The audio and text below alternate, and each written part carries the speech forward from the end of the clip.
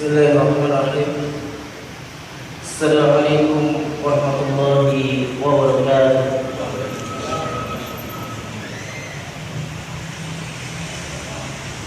Innal hamdalillah nahmaduhu wa nasta'inuhu wa nastaghfiruh wa na'udzu billahi min shururi anfusina wa min sayyiati a'malina. Man yahdihillahu fala mudilla lahu wa man yudlil fala hadiya lahu. Asyhadu an la ilaha illallah wahdahu la syarika lahu wa asyhadu anna Muhammadan abduhu wa rasuluhu la nabiyya wa la rasula ba'dahu. Qala Allah ta'ala fil Qur'anil Karim wa ba'da a'udzu billahi minasy syaithanir rajim. Ya ayyuhalladzina amanu taqullaha haqqa tuqatih wa la tamutunna illa wa antum muslimun. Jemaah sekalian yang dimuliakan oleh Allah Subhanahu wa taala. Alhamdulillah, kita senantiasa bersyukur kepada Allah Subhanahu wa taala atas nikmat Allah Subhanahu wa taala. Kita bisa diperkenankan oleh Allah Subhanahu wa taala berkumpul di masjid yang mana alhamdulillah kita kedatangan tamu, ya, yang mana tamu tersebut adalah tamu yang bukan biasa tapi luar biasa. Mana Bapak Dr. Nur Wahid adalah mantan ketua MPR dan sekarang wakil ketua MPR. Itu adalah suatu kunjungan yang mana itu adalah anugerah dari Allah Subhanahu wa taala. Dan kami selaku pengurus Masjid An-Nur juga mengucapkan terima kasih banyak atas kunjungannya kepada Pak Nur Wahid. Jemaah sekalian yang dimuliakan Allah Subhanahu wa taala, salawat dan salam selalu kita berikan kepada Nabi Muhammad sallallahu alaihi wasallam. Atas jasa beliau kita mengenal ad-dinul Islam, mengenal agama Islam. Karena agama Islam itu adalah ad-dinu indallah, dinul Islam yang diridhoi oleh Allah Subhanahu wa taala. Jemaah sekalian yang dimuliakan Allah Subhanahu wa taala, seperti biasa kita sebelum buka iftar, buka puasa berjamaah, itu ada kajian kitab Arba'in An-Nawawiyah, ya, Arba'in An-Nawawiyah, yang mana pada kesempatan kali ini kita sampai hadis yang ke-36. Hadis yang ke-36. Maka saya akan melanjutkan hadis tersebut. Hadis yang ke-36. Wa 'an Abi Hurairah radhiyallahu anhu qala qala Rasulullah sallallahu alaihi wasallam, Ali Nabi sallallahu alaihi wasallam qala man nafasa an mu'minin qurbatan min qurbi dunya nafasa Allah anhu qurbatan min qurbi yaumil qiyamah. Wa man yassara ala muhsinin yassara Allah alaihi fid dunya wal akhirah. Wa man satara musliman satara Allah fid dunya wal akhirah. Wallahu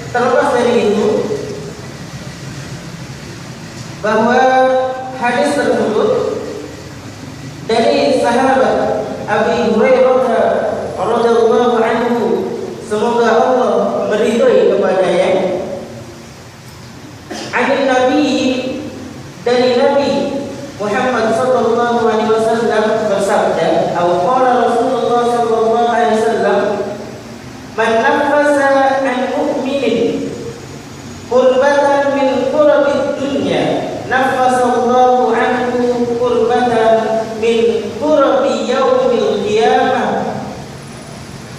Rasulullah sallallahu alaihi wasallam bersabda, man nafasa, barang siapa yang nafasa itu menyelesaikan,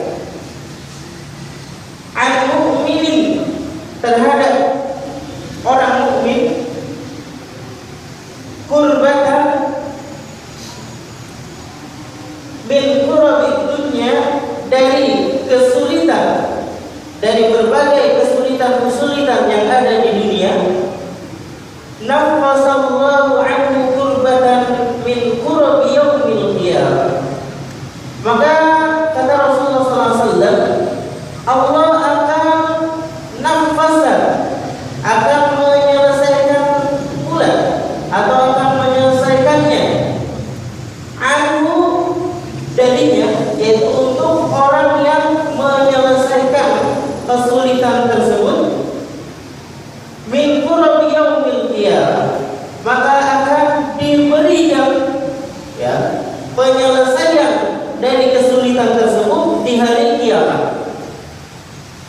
Maka saya mengambil syarah kitab Arba'in An-Nawawi, yang mana syarah tersebut saya ambil dari Fadilatul Syekh Al-Allamah Shalih bin Abdul Aziz bin Muhammad Al-Syekh, yang mana beliau berkata, al-qurbah, kesulitan, yang dinamakan kesulitan itu adalah ma yakunu ma'udai, yang mana ada pada seorang itu kesulitan, atau adanya kesulitan yang didapati oleh orang muslim, itu adalah dinamakan al-qurbah. Maka dari sini mengenai masalah kesulitan, yang mana Rasulullah SAW menafaskan mukminin kurbatan, barang siapa yang menyelesaikan kesulitan seorang mukmin, ay kurbah min kurbid dunya, kesulitan yang ada di dunia, kesulitan yang mana dia didapati di dunia. Maka Syekh Shalih mengatakan, fayadkhulu fi dzalika al-qurb an-nafsiyah wal qurb al-amaliyah. Syekh Shalih mengatakan, entah itu di dalam nafsiyah, jiwanya seorang hamba atau seorang muslim, atau al-amaliyah, atau dari perbuatannya seorang muslim, entah menyangkut nafsiyah, jiwanya, atau perbuatannya. Maka Syekh Shalih mengatakan ini adalah amun, secara umum, baik itu al-kalimatut thayyibah, kalimat yang baik, atau fil mal, atau di dalam masalah harta, dan juga di dalam masalah penolongan untuk membantu seorang muslim tersebut, itu dijelaskan oleh Syekh Shalih, itu masih umum. Jadi barang siapa yang menyelesaikan kesulitan seorang muslim di dunia, maka akan diselesaikan pula oleh Allah Subhanahu wa taala, atau akan dibalas perbuatan tersebut oleh Allah Subhanahu wa taala di hari kiamat. Terus Rasulullah SAW melanjutkan, wa man yassara 'ala muhsinin yassarallahu 'alaihi fid dunya wal akhirah. Dan Rasulullah SAW bersabda, barang siapa yang menggampangkan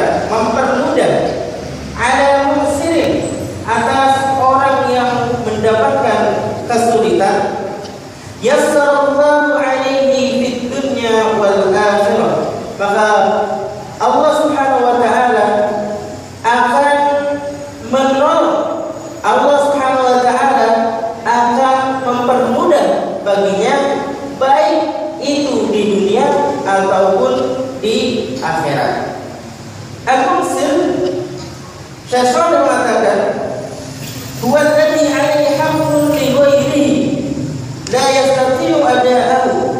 Yang namanya orang yang sulit itu adalah, kata Syekh Shalih, bahwa dialah yang berhak li ghairihi, atas orang lain. La yastati'u ada'ahu. Kenapa? Karena dia tidak bisa mempermudah atau melakukan kesulitan tersebut. Maka orang yang dalam keadaan kesulitan, kesusahan, dialah aslinya yang berhak untuk kita tolong, untuk kita bantu. Maka Syekh Shalih juga mengambil ayat di dalam firman Allah Subhanahu wa taala di dalam surat Al-Baqarah ayat yang ke-280, wa in kana tu usratin fanadiratun ila maisar fataysir 'ala al-muslim min al-umur al-mustahabbah. Saya mengatakan bahwa mempermudah atau membantu orang yang dalam keadaan kesulitan itu termasuk al-mustahabbah minal umuril mustahabbah, dari perkara-perkara yang disunahkan, perkara-perkara yang dicintai. Wa min fadailil a'mal, dan termasuk dari keutamaan amalan. Wa min as-shadaqatil 'azimah, dan dari termasuk sedekah yang agung, termasuk sedekah yang besar, yaitu menolong orang dalam keadaan kesulitan. Wa man yassara 'ala musirin, yang dimaksud dengan yassara mempermudah, yaitu meringankan segala kesulitannya, imma bi imanihi, baik itu mengasih hartanya atau sebagian hartanya atau semua, dengan syarat apa? Ikhlas karena Allah Subhanahu wa taala. Maka kata Rasulullah SAW, yassarallahu alaihi, maka Allah akan mempermudah baginya, baik entah itu di dunia atau di akhirat. Maka Syekh Shalih di sini mengatakan, kita boleh berharap kepada Allah Subhanahu wa taala atas jasa kita menolong orang lain. Misalnya kita mempermudah orang yang lagi dalam kesusahan, kita berharap kepada Allah Subhanahu wa taala pada suatu saat nanti jika kita mendapatkan kesukaran atau kesulitan, maka Allah Subhanahu wa taala akan permudah di dunia. Kita boleh berharap kepada Allah baik itu di dunia ataupun di akhirat. Wa man satara musliman satarallahu fid dunya wal akhirah. Rasulullah SAW meneruskan sabdanya, barang siapa yang menutupi aib seorang muslim, maka dia akan ditutupi oleh Allah Subhanahu wa taala fid dunya wal akhirah. Jawab sekalian yang dimuliakan Allah Subhanahu wa taala, ini adalah anjuran kepada kita agar jika kita mempunyai suatu kelakuan atau perbuatan atau ucapan yang itu menurutnya aib bagi kita, maka kita usahakan menutupinya. Jangan kita buka lebar-lebar. Jangan kita promosikan atau kita publikasikan di Facebook atau yang lainnya. Jika kita publikasikan, maka kita akan dipublikasikan kembali. Jika kita menutupi aibnya, maka kata Rasulullah SAW, ya satarallahu fid dunya wal akhirah, maka dia akan ditutup aibnya di dunia ataupun di akhirat kelak. Wallahu fi auni al-'abdi ma kana al-'abdu fi auni akhihi, dan demi Allah kata Rasulullah SAW, fi auni al-'abdi, ya Allah Subhanahu wa taala dia menolong hambanya selama orang tersebut menolong hambanya yang lain.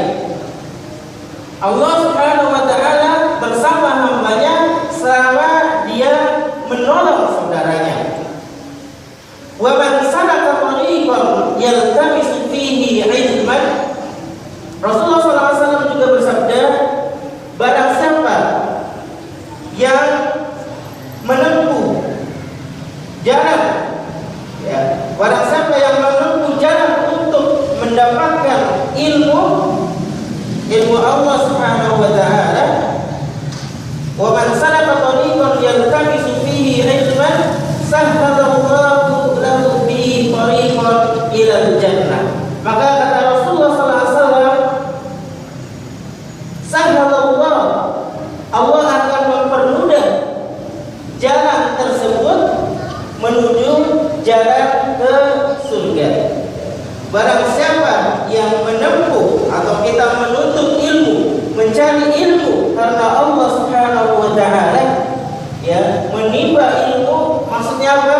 Ilmu agama, ilmu ad-dinul Islam, ma'rifatullah wa ma'rifatun nabi, mengenal Allah dan mengenal Rasulnya, maka Allah telah akan mempermudahnya bagi penuntut ilmu atau talibul ilm, akan dipermudah jalan menuju ke surga Allah Subhanahu wa taala. Wa man tama'a qaumun fi baitin min buyutillah, dan siapa yang berkumpul atau kaum berkumpul fi baitin min buyutillah, pada rumah dari rumah Allah Subhanahu wa taala, yang dimaksud di sini min buyutin fi buyutillah, fi baitin min buyutillah, saya sering mengatakan yang dimaksud bait di sini adalah al-masjid, ya. Al-masjid itu tempat yang paling pas untuk berkumpulnya seorang muslim. Al-masjid tempat yang paling strategis untuk dikumpulnya atau persatuan dan kesatuan kaum muslim.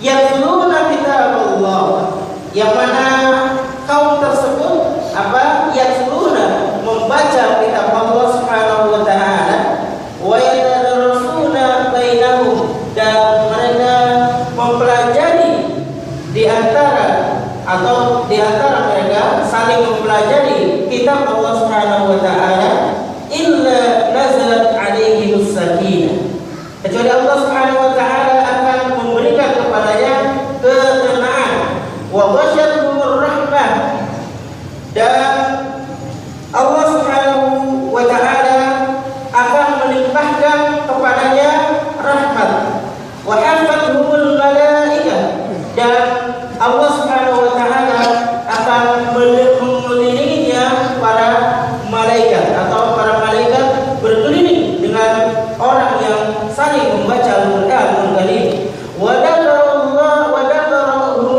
fi man indah, dan Allah Subhanahu wa taala menyebut mereka di fi man indah, yaitu di dalam makhluk yang lainnya. Wa man abta'a bihi amalu, dan barang siapa yang lambat beramalnya, lam yusri bihi nasabahu, maka kata Rasulullah SAW, tidaklah akan dipercepat nasabnya.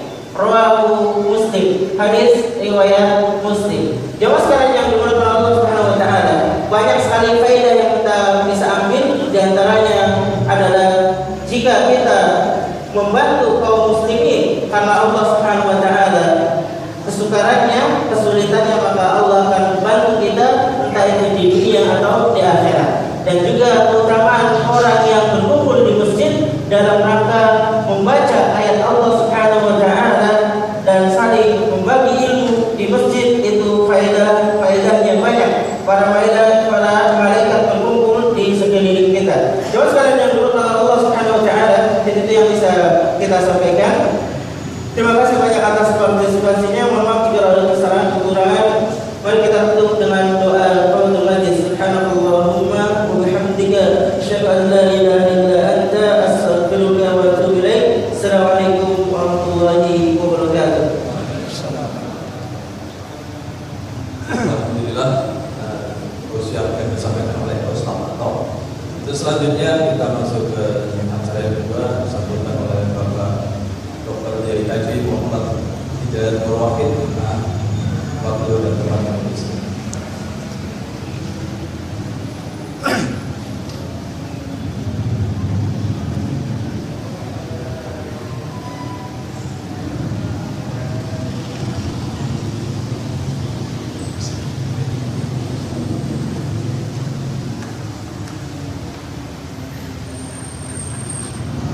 Bismillahirrahmanirrahim. Assalamualaikum warahmatullahi wabarakatuh. Alhamdulillah, salatu wassalamu ala sayyidina Rasulillah wa ala alihi wa sahbihi wa man tabi'ahum wa man tabi'ahum. Yang kita hormati bahwa kita tahu kita menurut dari Masjid Nur di Perdatang, semoga selalu tergantung oleh Allah Subhanahu wa taala atas para jamaahnya. Dan saya hormati juga rekan-rekan dari Yayasan Insan Sejahtera, para tokoh yang berkaitan kita pada sore hari ini yang saya maafkan yang namanya satu karena sudah tidak terlalu berikan kepada kamu sekalian, kepada yang terhormati dan imam wajib kita yang tadi telah memberikan pengajian yang sangat menarik bagi kita semuanya. Kita bersyukur bahwa alhamdulillah kita sekarang ini sudah memasuki pada malam yang ke-26, insyaallah harinya hari ke-25. Seringkali kemudian pada kondisi semacam ini kita selalu kemudian sibuk dan atau menyibukkan diri dengan mencari Lailatul Qadar atau kajian tentang Lailatul Qadar. Karena siapa yang tidak mau kan Lailatul Qadar itu khairun min alfi syahr. Dan dalam kitab Al-Dhuhur banyak di Maya Ta'ala di bawah Ramadan karya Abdul Syekh Hajar Syimashari dia meriwayatkan satu hadis mengapa kemudian Allah Subhanahu wa taala memberikan sebuah reward, sebuah pahala, sebuah keutamaan bagi umat ini dengan memberikan Lailatul Qadar yang nilainya lebih baik daripada 83 tahun atau 1000 bulan. Khairun min alfi syahr. Dan lebih baik dari 1000 bulan itu tidak terhingga. Bisa jadi menjadi 1 juta bulan, bisa jadi dan seterusnya. Karena dalam hadis dari Imam Tirmidzi disebutkan bahwa Uria ala Rasulullah. Rasulullah itu diberitakan kepada beliau tentang kondisi umat seperti Nabi Muhammad SAW. Termasuk juga umur mereka ternyata panjang sekali.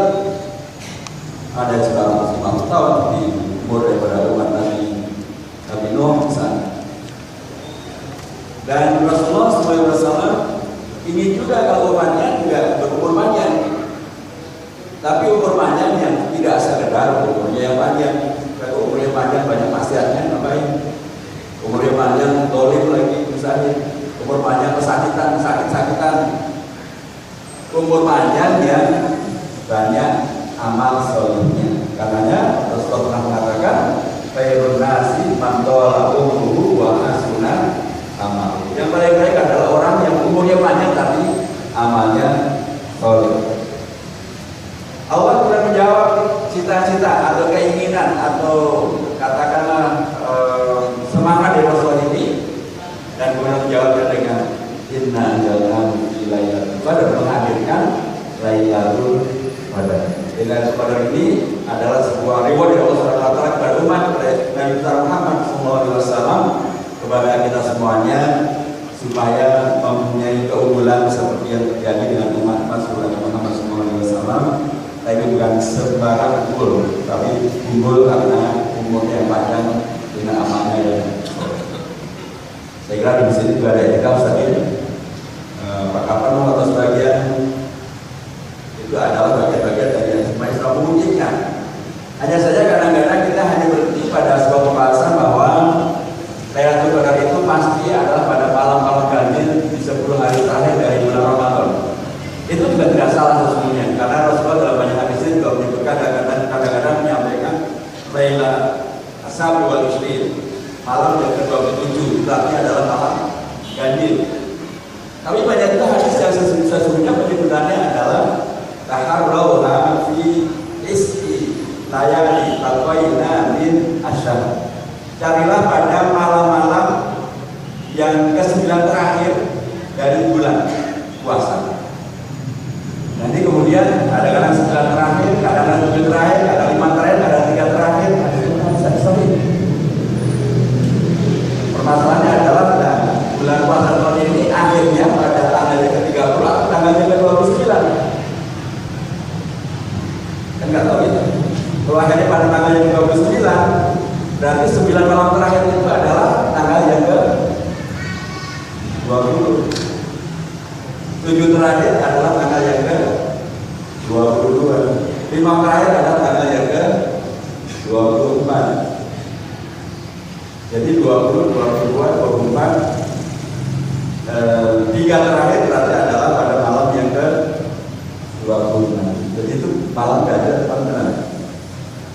Malam genap kalau diukur dengan 20 ke atas. Malam ganjil kalau diukur dengan akhir daripada bulan.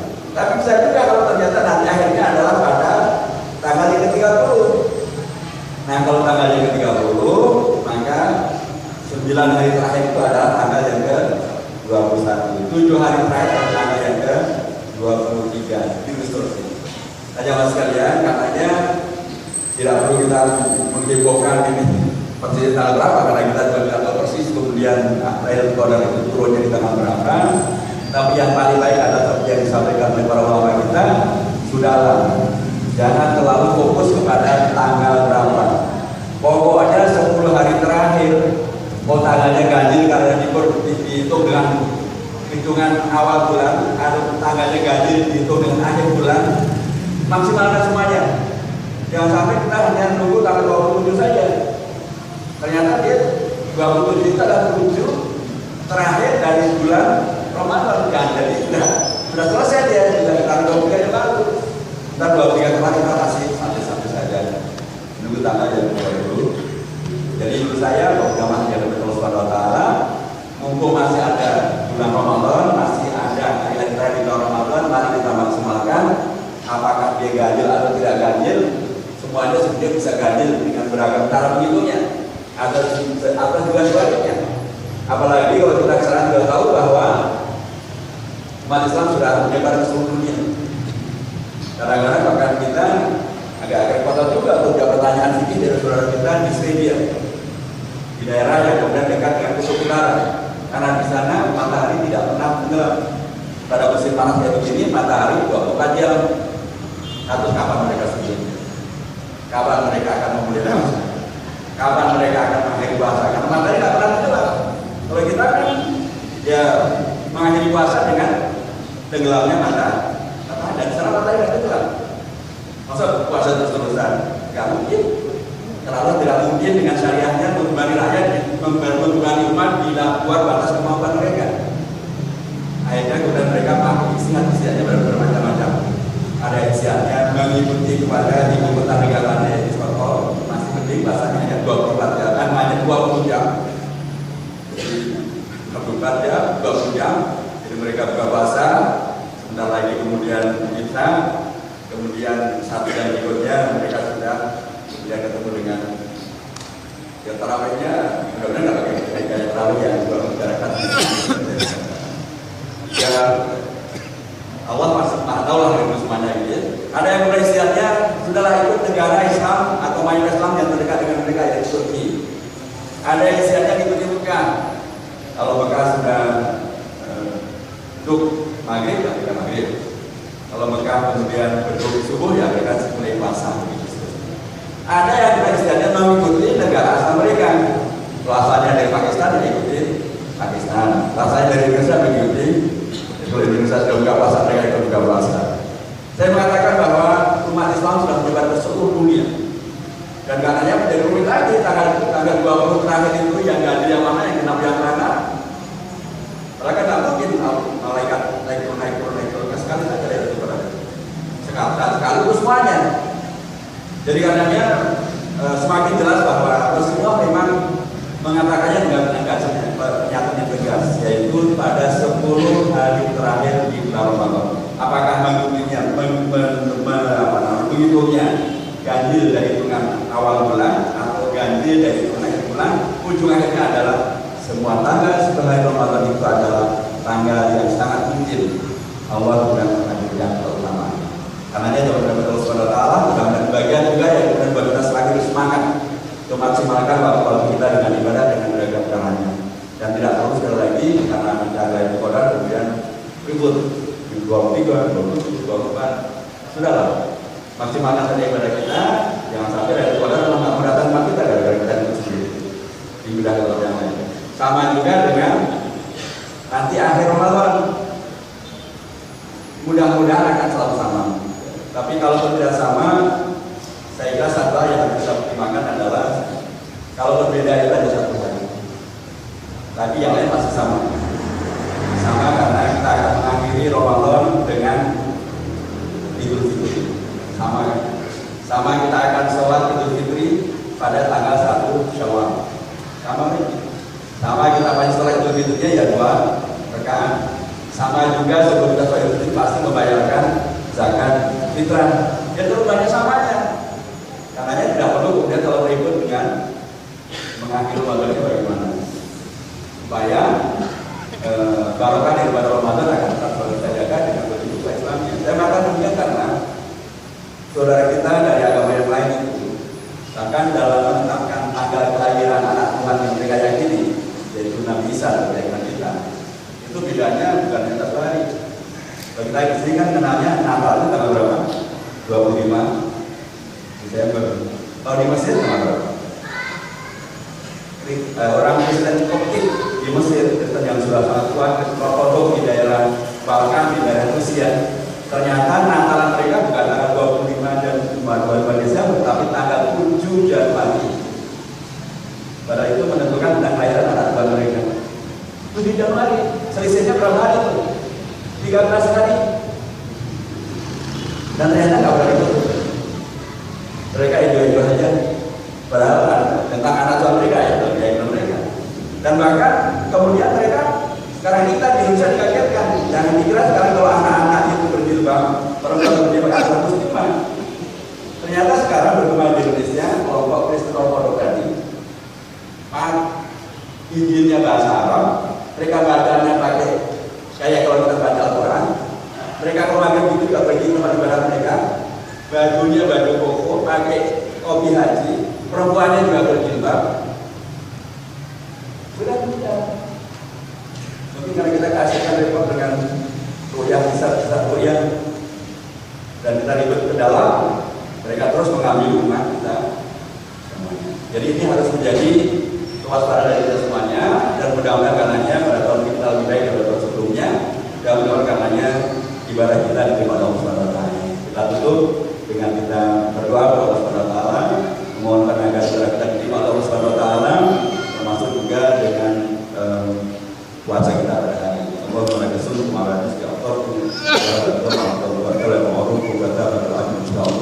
Allahumma innaka afuwwun karim. Rabbana atina fid dunya hasanah wa fil akhirati hasanah